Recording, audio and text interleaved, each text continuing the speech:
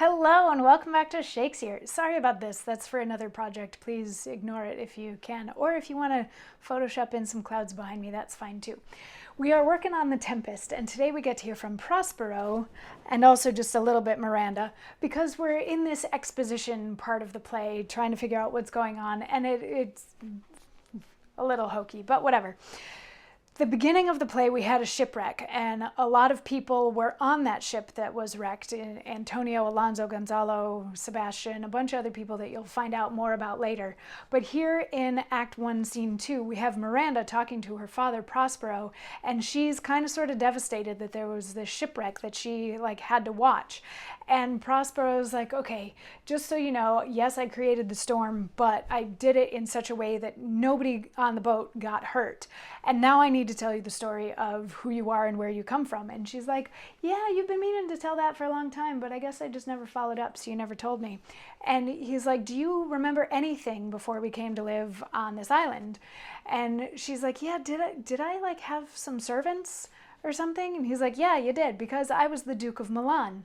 And she's like, oh my god, you were the Duke of Milan. Why are we on this island? Was this a good thing that we came here? Did we get banished here? What was it? And he's like, well, it was a little bit of both. And she's like, I need to hear this story now.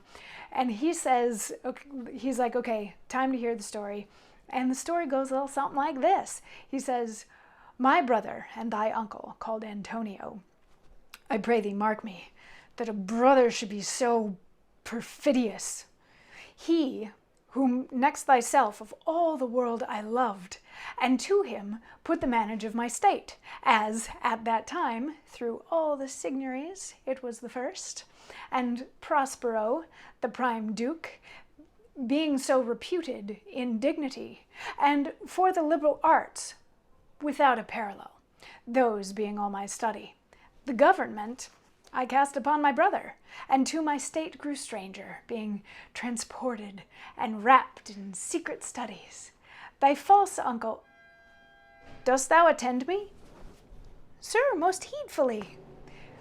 Being once perfected, how to grant suits, how to deny them, who to advance and who to trash for overtopping, new created the creatures that were mine, I say, or changed 'em, or else new formed 'em, having both the key of officer and office, set all hearts in the state to what tune pleased his ear, that now he was the ivy which had hid my princely trunk, and sucked my verdure on it. Thou attend'st not. Oh, good sir, I do. I pray thee, mark me. I, thus neglecting worldly ends, all dedicated to closeness and the bettering of my mind, with that which, but by being so retired, or prized all popular rate, in my false brother awaked an evil nature, and my trust, like a good parent, did beget of him a falsehood in its contrary, as great as my trust was, which had indeed no limit, a confidence sans bound. He, being thus lorded, not only with what my revenue yielded, but what my power might else exact, like one who, having into truth by telling of it, made such a sinner of his memory to credit his own lie, he did believe he was indeed the Duke, out of the substitution, and executing the outward face of royalty with all prerogative. Hence, his ambition growing, dost thou hear? So some of these, the little pauses right before Miranda's like, yes, sir, I do, is he's like, are you listening to me? Are you listening to me? And that just feels like a device so that it's not like a 4-page monologue of his. But Prospero is a wordy person.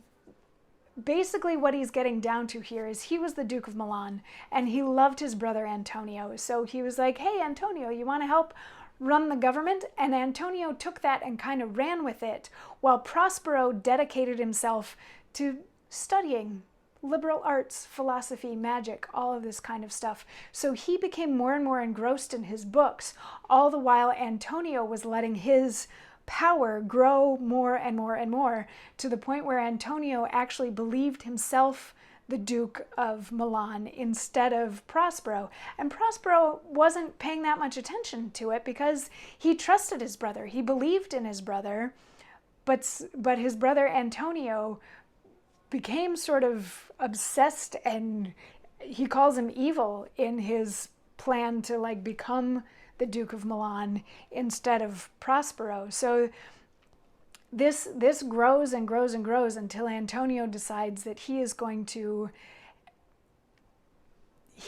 become the Duke. He's going to take over and push Prospero out of the dukedom. And Prospero has another little bit right after this where he's like, you know, between all of this that had happened and then what he actually did, like, tell me if this is how you think a brother should be acting. And she's like, oh my goodness, that my grandmother could have given birth to someone so evil.